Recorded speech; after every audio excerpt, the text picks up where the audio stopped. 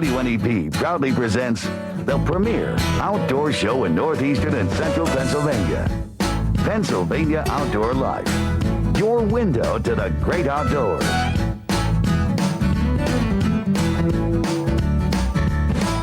Tonight on Pennsylvania Outdoor Life. We'll take a look at a natural wonderland found right here in Luzerne County. And we'll check out some of the animals that have found themselves a home there. Put on your hiking boots. Pennsylvania Outdoor Life starts right now. Hello and good evening and welcome to Pennsylvania Outdoor Life on this holiday weekend. I'm Ken Hunter and I'm here with Don Jacobs. Good evening. Jake, we are in the Memorial Day mood here. We are. I broke out my festive clothing. I see that. You know, I once stayed in a motel that had this same pattern on the bathroom wall. You're nice. Jealous. You just don't own one. That's I like You're that jealous. shirt. Well, Jake, what are we going to do? I've got this giant toothpick in my hand. We're going to do something here. Did you grow up, like after visiting maybe the cemeteries or going to a parade, did you grow up like Memorial Day is the first true barbecuing Yes, sir. day? It was. Well, we always used anything that we wanted to on the grill. We've got some kielbasa here that we're going to throw on there. I know you brought fish fillets, right? Get to that later. And we'll get to that a little later. Right now, we're going to make some venison shish kebabs, and you could start by putting anything on. I usually put something like a mushroom on here. Okay. And I've had this venison meat actually marinating in just a zesty Italian seasoning. So it's already got some flavor to it. And we're going to be putting some green peppers and red peppers. I have Vidalia onion on here. And we're going to make a bunch of these and cook them up throughout the show. Sounds good. We get to eat these Are later you on. hungry? Oh, yeah. I'm getting hungry just sitting here. And I know the guys behind the scenes are hungry too. But right now we're going to take a look at a very unusual park, and you won't believe it. It's right in the city limits of Wilkes-Barre. It's a riparian forest just south of the Market Street Bridge. It's called the Kirby Park Natural Area. And to take us through a walk through that park, here's Rick Koval from the North Branch Land Association. We're at Kirby Nesbitt Park area, kind of alongside the river and the west side of the river. We're in this semi-old growth forest, and we're going to take a walk and discover the miracle of bird migration.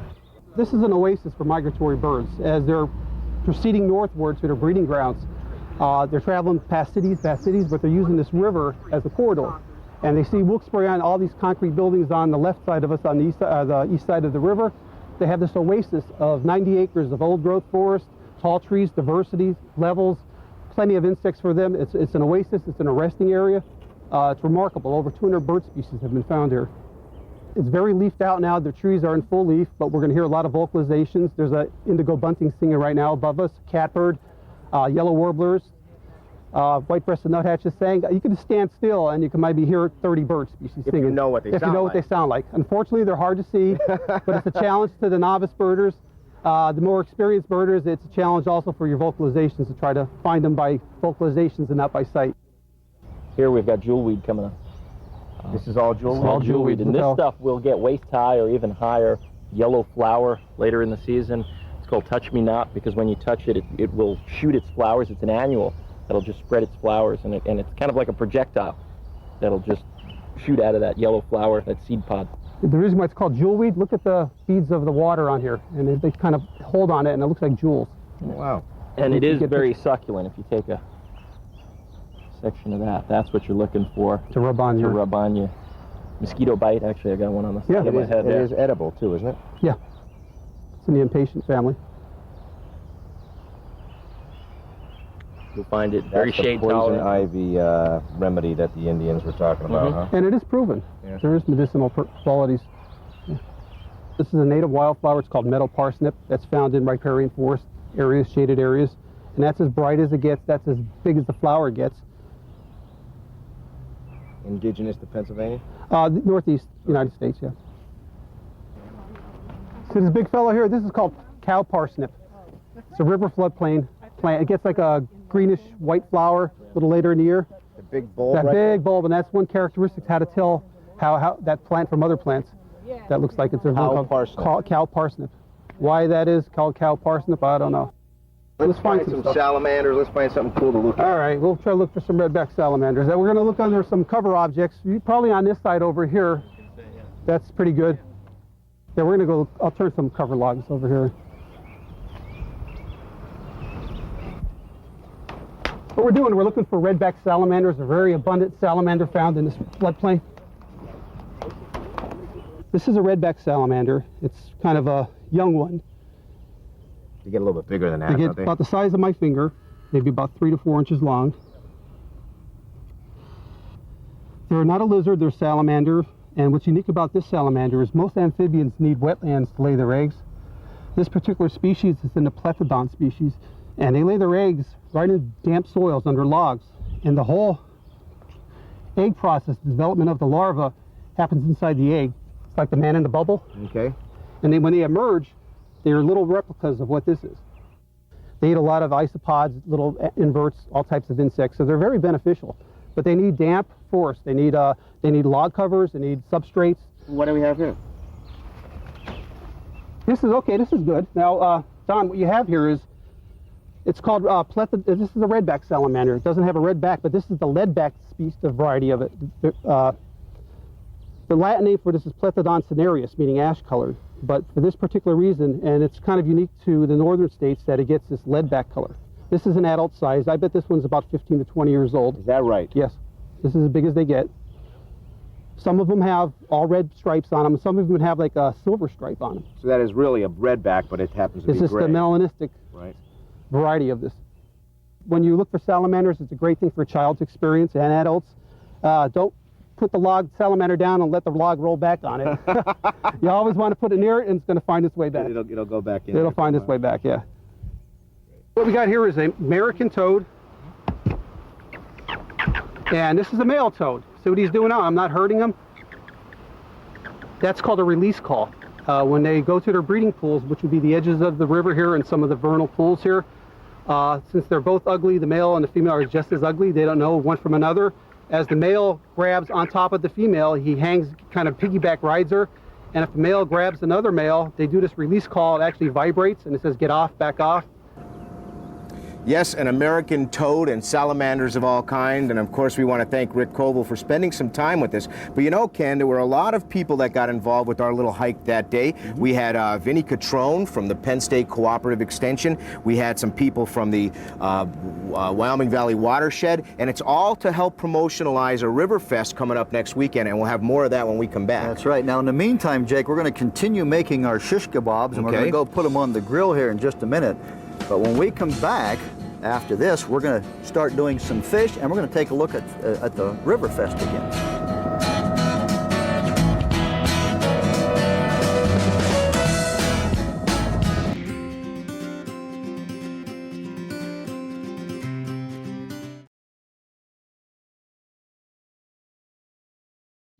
And welcome back to Pennsylvania Outdoor Life. Take a look at these shish kebabs. They've got some Vidalia onion, red and green peppers, mushrooms, and most importantly, some venison that I have marinated Jake, what are you in basting this. those with? That's exactly what we're basting it with. It's an Italian, zesty Italian. Yeah. You can buy any one of the brand names, and all I'm doing is going to baste it with this, and you're going to prepare some I have fish for us. some crappies and perch here that we caught this winter, so I'm going to prepare those right now. I'm just How are you going to do them? Well, I'm going to lay them out on this aluminum foil, just the way you told me. Okay. Okay, you don't fake being a chef too well, No, Ken. I can't pretend. Lay them out there, and then we're going to take a little bit of butter and just slice a few pieces of butter off on that. Couple right there. Now, how did you freeze these? They look like they're in really good shape. Well, we use that system where you vacuum freeze them, and they really keep well. Yeah. It works great. Because they work through the ice, right? Yeah. A little bit of Pennsylvania powder, a very special powder. Sprinkle some of that on there. See, now I'd go real heavy where you couldn't see the fish. But you would? No, go. You have to eat them too, and I know okay. that you don't like that hot stuff. And we'll just roll them up. Now, Jake, on the grill, this probably wouldn't take long. What, just a few minutes? That's it, Once just we a get them couple on of the minutes. So grill? we need to wait before we throw those on, we need to make sure that these are partially done. So while you're finishing up your fish, we've got to get to another story. And of course, we're going to head back down to the Kirby Park area, the natural area. Holly Frederick is the organizer of the River Fest, and Vinnie Catrone is a forester who's real interested in that park. Let's go back down and take a look at some other interesting things. I've been on the Riverfront Parks Committee since its inception in the early 90s, and we're a nonprofit organization that's really taken charge in trying to maintain this park and care for it. We've done some master planning for the park. We do a lot of educational events in the park, Earth Day, Rivers Fest that we're working with. Also just maintaining the trails and trash cleanup in the park. 20s original park gazebo structure. that we're working on. This right here. Yeah, we've been working on it for a number of years. There used to be a wooden deck on it. Old gazebo structure. Because it floods down here, there's limits to what we can do. We had a wooden deck on it, and then that, the flood of '96, the ice lifted it. Then we had some folks set it on fire, nice of them. So we decided, you know, it's time to make this flood-proof and destruction-proof. So, What was this back behind there? that was a gazebo in the 20s. We actually have photos of some of this stuff. There's a nice access point where when the river's low in the summer, you're out on the rocks and there's kind of a bend in the river here. The beach is underwater today. This really jets out, and it's an area where you get deposits because the river's kind of depositing on the inner part of the bend and scouring the outer. How important is an area like this in literally across from downtown Wilkes-Barre? The area really, I mean, critical habitat, and you've talked about the habitat, but also there's a connection to water and water quality. And a lot of people don't understand riparian forests, and that's one of the things we're trying to get across, is that these trees help filter out pollutants, help keep sediment in place. It's also the floodplain. As the river overflows its banks, which it does almost every year, it'll deposit sediment in the floodplain. That's what it's supposed to do naturally.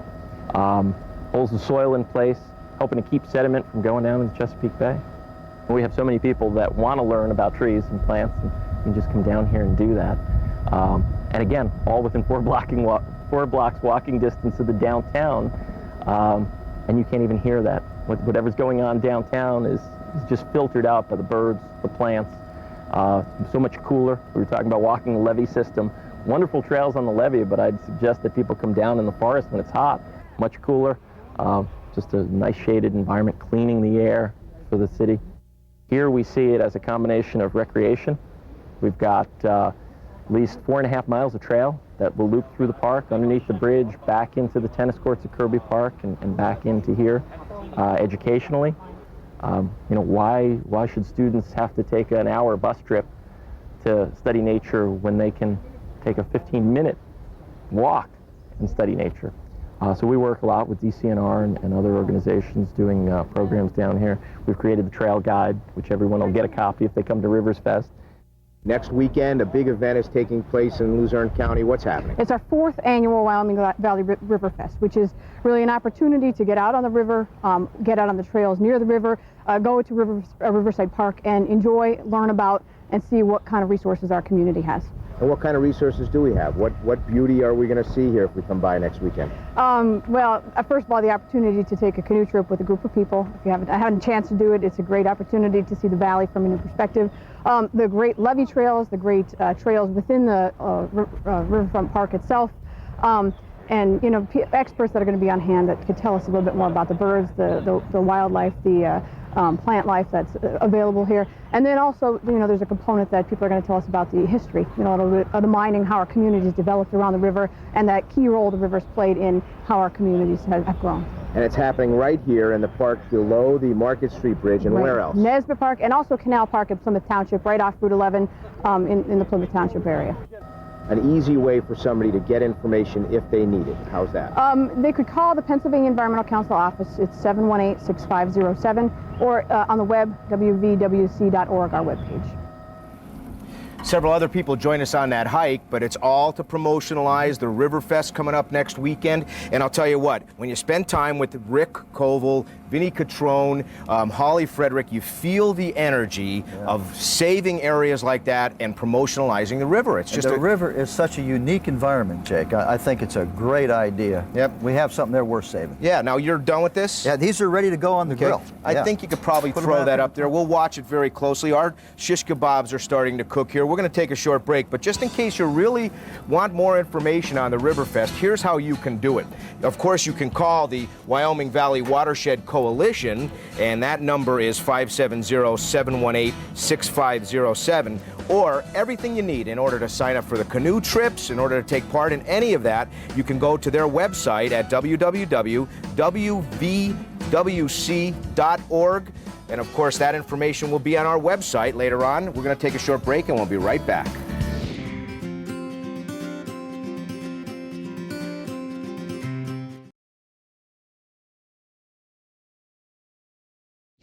Welcome back to Pennsylvania Outdoor Life. Well, Jake, we continue to celebrate the holiday weekend by preparing all this great food. Oh, smell it. Smells good. Now, we have some more to do here. We've got some kielbasa, and you've got this giant grape. What are you going to do with that? It's not a giant grape, but that just shows exactly that. Thank God you have Sheila to cook for you. Yes. This is an eggplant, and what I like doing with eggplant is, again, nice and simple.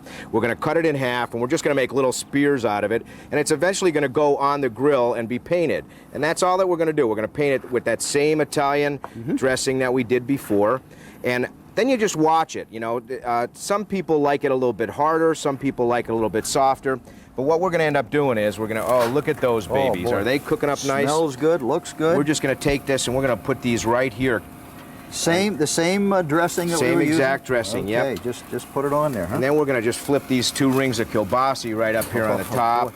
Jake, I see the crowds are starting to gather here. We'll have some people from the control room and from other places in the station. I see people I never saw before. Coming out here. The shish kebabs are going really nice. I like them when they brown a little bit. It gives that barbecue flavoring in there. And you continue to paint those as we get ready for our next segment, right? While we do this, let's take a little quick look at Pennsylvania people and places. We opened this week's edition of Pennsylvania People and Places with Robert Livish Jr. of Trucksville and the 101-pound black bear that he harvested this past year. Robert was hunting during the opening day in Knoxon in Wyoming County. All right, and Harold Force of Bloomsburg is seen here with his opening day harvest. Harold shot this 9-point buck with a 19.5-inch spread. He managed to fill his freezer by shooting a doe on the very same day. Our next photo comes to us from Christy Duck of Lock Haven. Christy's husband is seen here with the 7-point piebald buck that he shot during the last year's archery season in Clinton County. The couple are getting a life-size mount of this rare find. Yes, that is nice. Here's another photo from the archery season. Andrew Swingle of Honesdale is seen here with a 6-point buck that he harvested on October 6th. Hey, we say congratulations, Andrew.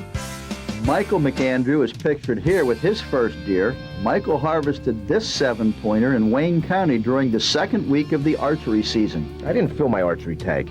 Take a look at this 10-pointer. That's Jason Rinker of Springville. He shot this on the 2nd day of the rifle season. Jason's buck sported a 20-inch spread and was taken with a 30-30 with open sights. Nice going, Jason. This next photo comes to us from Pat Hazen of Equinox. Pat's husband, Roger Hazen, shot this nice 6-pointer during the muzzleloader season in northern Wayne County. Congratulations, Roger. Okay, now Tom Rinker is seen here with his 15-year-old daughter, Ashley Rinker of Jersey Shore. The two are posing with Ashley's first ever deer. Ashley downed this 5-pointer on the last day of last year's deer season, and a firearm of choice, a Savage bolt action .222. Congratulations, Dad, and thumbs up, Ashley. In our final photo for this evening, we see Dave Zukoski and his 11-month-old daughter, Sydney of Nanticoke. The two are proudly displaying Dad's catch, including this 16-inch golden rainbow trout. Dave tells us that he now has a new fishing partner for next year's trout season. She certainly looks ready to go to us. With this father and daughter team, we will put a close to another week's edition of Pennsylvania People and Places. You know what I was going to say, where's the camera when you need it? Because of you actually cooking, you're Jake, doing a great job. I feel terrific doing this. I feel like I know something here. But see, I don't need a camera because 25 counties in the state of Pennsylvania just watched you cook. Yeah, but so no excuses anymore. Only if you're telling me what to do here. So. Well, you know what? These eggplants are doing very nicely, and we're actually starting to pile up some of these shish kebabs that are just about ready for eating. Now, do we need to flip these fish over? No, actually you can't, because then all the juice is going to come out there. I feel it cooking in there, and they're really thin fillets, so we're not going to worry about it. But I think that some of these things are done, and when we come back, we're going to try some of our finished product.